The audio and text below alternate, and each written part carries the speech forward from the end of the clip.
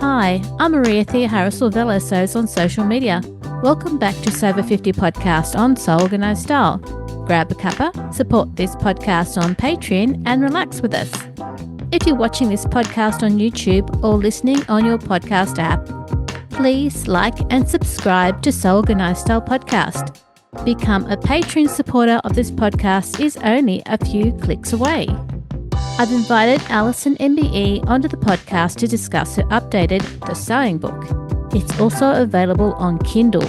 Let's watch and listen to Alison now. Alison, thank you for coming onto the podcast for SewOver50 on Sew Organised Style podcast. Thank you. Thank you for having me. I'm so pleased that this time we can actually talk more about you and what it is you've done, are doing, and some of the new things that are coming up this year. Oh, okay.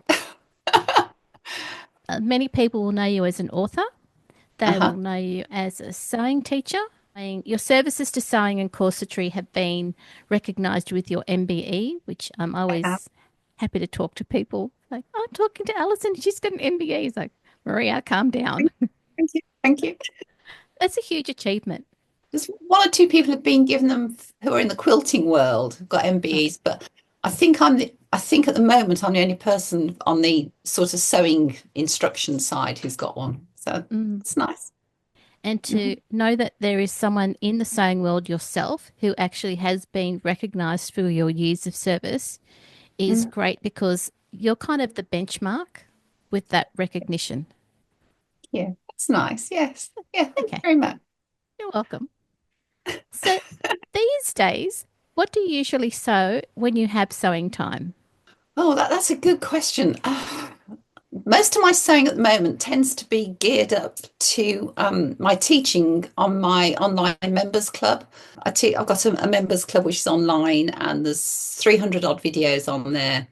And a lot of my teaching at the moment is, we'll do this on the members club. So I'm making a dress to show that technique, or I'll think I'll make a shirt and do this technique on it, or let's show them how to hack a pattern to do this. So a lot of it tends to be geared up to what I'm teaching on my members club. But if I'm saying for me, I'm doing garments that I need to wear that probably I wouldn't be wearing when I'm teaching. Does that make sense? I wouldn't be wearing when I'm teaching. More jackets and dresses to go together for perhaps going out for a special occasion or things like that. Most of my everyday sewing has to be dresses, I guess. I make a lot of dresses. I've got a lot of dresses. A lot of dresses and t-shirts. The dress that you're wearing now, that's a knit? It's a jersey. Yeah, it's a French terry. So it's got, the French terry back. This is wardrobe by me, Asta dress. I've made this so many times because although it's coming here and it's getting warm and it's lovely, there's still that really cold wind. So I thought this would be nice and snuggly today. Yeah, it's beautiful. What came first for you, the dressmaking, the tailoring, or the corsetry? The dressmaking. My mum sewed, my granny sewed. My granny was the most amazing knitter and crocheted. She crocheted. You call a crocheter? I don't know what they call them. And my mum taught sewing. And when I left school, I didn't know what I wanted to do. I went into an office and I hated every minute of working in an office. So I went to university and trained to teach art with fashion. Drawing was my main love. Drawing, painting, I love that. I've always done that from a little girl. And in the end, I ended up in a school teaching textiles. Taught in Birmingham schools for 10 years, head of departments. And then when GCSE, where our exam system changed, I got out because I could see what it was doing to the subject. Started making wedding dresses for people and started the first sewing school. And that was it. The rest is history, as they say. Dressmaking to corsetry, was that a big jump? It's a different skill set. Dressmaking and tailoring I've always done. And then I think it was the film Moulin Rouge that came along in the late 1990s, and everybody suddenly wanted a corset. So as a good teacher, you go off and research corsets and the fabrics and the techniques. And they haven't changed since Victorian times. The construction technique, the fabrics we use to make them just haven't changed at all. They're not difficult to make. They're quite easy to draft if you're into pattern drafting. They reduce your waist by at least 2 inches, which is great. They give you a different shape. They give you very much an hourglass shape, because whereas your bra will push up and sort of separate, the corset doesn't do that. The corset just sort of pushes you up, and then you get sort of spillage at the top sometimes and at the bottom. Um, they're not difficult to make. It's a completely different way of sewing. It's all straight line sewing, and Yep. you have to be deadly accurate because you have to sew very close to the edge to get all your casings on. In theory, I can make every garment I wear because I can knit, so I could knit my own socks. But I've Okay. never tried that. I've never tried that. Just, I think if you're a teacher, you're constantly learning, you're constantly questioning, you're constantly finding out why, how. And that's what you should do. Every day is a school day. You've been doing this for many, many years, and maybe when you first started researching, you would be going to books to look at history and references. Do you tend to use books as well as online in the Yeah, same way? I do. I tend books. It depends what I'm looking for, what I'm Yep. researching. I might go to YouTube and look at stuff. I hate to say it, there's a lot of bad information on YouTube, Mm. lots of misinformation. Um, I've got a huge, huge library of fashion books, textile books. I don't know how many have I got? I must have 500. Going back, some of them go back well into the 1930s. Um, and the techniques, a lot of the techniques don't actually change. Hmm. We sort of modernize them because of the fabrics we've got today, and the interfacings we've got today. So a technique that was probably done in the 1930s or 50s, we still do today, Mm. but the fabrics that we use might have changed. And I think I still love going to a book and looking something up and getting absorbed in the book and the illustrations. Some of the illustrations in some of the old books are absolutely adorable. And the way they, if you look at some of the books from the 1940s and 50s, they tell you, you've got to have done all your housework first. And then when you're sewing, you have to make sure your hair is done and everything. They're absolutely superb. We're probably sitting sewing our pajamas half the time, but hey, I feel sorry for some people who do go quite a lot to online references because there's no sort of guidelines as to is that good information, is that not good information. It's knowing Mm. which source to go to for some of the better information about things, because you can read some very misleading stuff. And one little gripe of mine, and I will say it, and our people will probably really shout me down for this. So many techniques that you see online are done on industrial sewing machines. And if you've got a basic domestic machine at home, the process isn't the same. I've got a semi-industrial and it's great, but I never use that if I'm showing things to students because the foot's different. The whole way it sews is different. Yeah. You haven't got that bit of extra movement underneath the foot that you've got on a domestic. Um, and I think it's such a shame because an industrial can make things look super easy. But actually, you put that on your very basic entry level sewing machine, it's not quite as easy as you making it look. You've got the experience that allows you to figure out, okay, that's not going to quite work for students with a domestic machine. Whereas if someone hasn't had that experience, they won't know. No, they won't know. And then they get frustrated and Yeah. why hasn't it worked?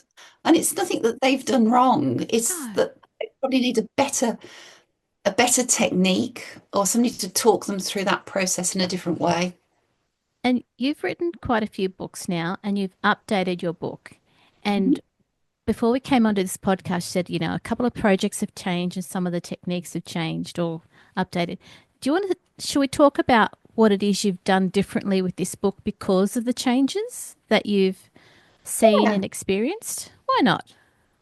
why not? Right. So if I just go to, I've got to find the right pages now in the book. The the book is called Uh, The Sewing Book. Sewing book. If we go to, you And write a book and you don't actually, you've seen so much of it, you don't want to see it for a few days.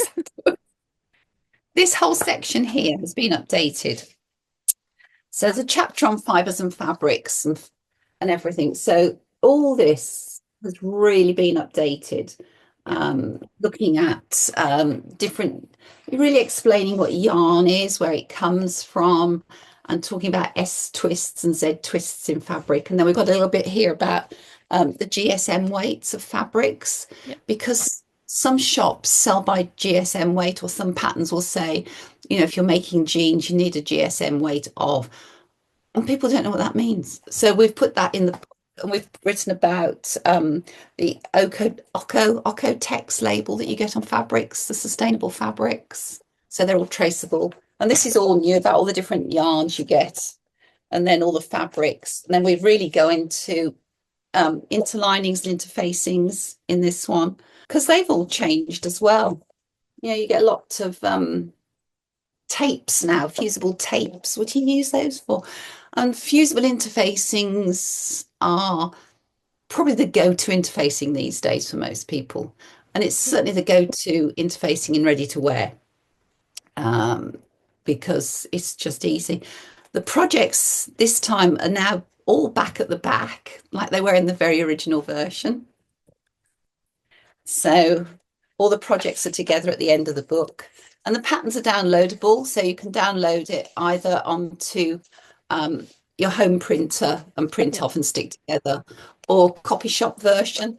I'm not sure the version is available yet in every country, because paper sizes are different throughout the world, we've discovered. Yeah. I've discovered that all the time. We've redone the projects. They've been rewritten some of the instructions. This is a new one. There's a dress, very on dress. Yep. It's so nice to wear that dress. I've made it a couple of times, and that's new. A unisex sweatshirt, ever so nice and snuggly to wear. The kimono's the same. Child's reversible coat, that has been so popular. And there is another new one somewhere. A little makeup bag, cushions, box, storage boxes. Yep. And that's a new one, a little roll-up crafter's roll.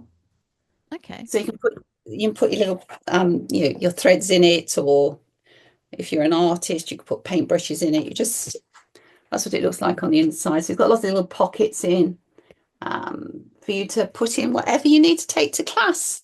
And then you can take the book with you on the Kindle version, so you don't have to carry this around, because it's very heavy. I mean, I was quite impressed that this new book has come out is both hard copy and Kindle version. And just looking at the reviews on Amazon, you've got 800 ratings. Wow. 78% of those are 5-star ratings. Thank you. That's amazing. It's not amazing. I would expect that people would realize that your book is got good information and that it's got really clear instructions. Yeah, I'm very proud of it, and of my publishers as well. Yeah, it's having a good publisher as well as a good author. And did you get a few other people to help you with updating the book? Writing a book is a huge process. Yeah. This was only an update. So you have DK supply you with a team of people, editors and things like that, and photographers for certain projects. Not so much in the sewing book, but when I did the tailoring book, I did call on one or two people I know who sew to help me. That way, the burden's not all on you, but it means that you can also, I suppose, cross-check what you're doing with people in the same industry. Yes, it is good. The timescales you work to are quite tight sometimes. DK always have the most beautiful colour schemes. And when you're writing a book, you tend to quite often want plain fabric, so it really shows up the techniques. And you can't always find the fabric in the colour that's plain, because prints are just so on trend at the moment. So sometimes it's a real quest to find the right fabrics, but we do it. We manage. So, with all of the things that you do, where can people find you online? A good question. I've got my own website, schoolofsewing.co.uk. I am teaching more online now than in person. And if you go to the little tab at the top and click on Members Club and scroll right down, there's a sample video you can watch. And then you can join if you want to. It's a subscription club. It's £20 a month. And I've got a lot of members in Australia. Yeah, I've got a lot of members all around the world, actually. And there's a chat room. There's a new video comes up every Friday. You never know what it's going to be. This year we've gone for themed months. So April is how-to month. So we've got how to line a shirt dress, how to on the back of a t-shirt, add that little coloured tab you get on the back. You know, you get the coloured strip on the back of a t-shirt. Yeah. How to do that. How to sew a scalloped edge, because they're very on trend at the moment. And how to use insertion lace. They're all coming Oh, up. nice. And then next month is a sew along, and we're doing the jacket out of the tailoring book. That's May. I think June is couture month, looking at techniques for special occasion wear, summer brides, those sorts of things. So each month this year has got a theme, but it's always like opening a box of chocolates on a Friday morning. You don't know what video is going to be on your computer to look at. And this podcast is going out in May, so that's really great that you've told us what's happening in May as well as in June. Something to look forward to.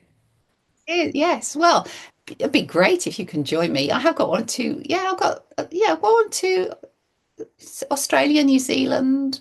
I've got students in America, Canada, Europe, all over, all That over. means we can all get together without having Yeah, to pay for a plane fare. I do live chats like this, not every month, but about every 6 weeks we'll do a live Zoom. It's finding a time that suits the whole world, which is really difficult. So we usually do Mhm. about 5:30 on UK time. So I don't know what time that would be for you guys. However, Alison, I have actually been to meetings at 3 a.m. in the morning because of the time zone.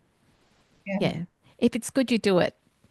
Yeah. Oh, it's such a shame though. There's no sort of one time that suits the whole No, world, is there? When everybody's no. awake. I'm slowing down a bit now because I'm getting a bit older. I'll be doing more online, and I think it's a nice way to go because you can stop and rewind and look again and keep it. I mean, as long as you're a member, you can access the videos anytime. You can't download them, but you can watch them anytime you want to. So that if you've just forgotten, oh yeah, how do I do that collar again? You can find the video and go and watch it.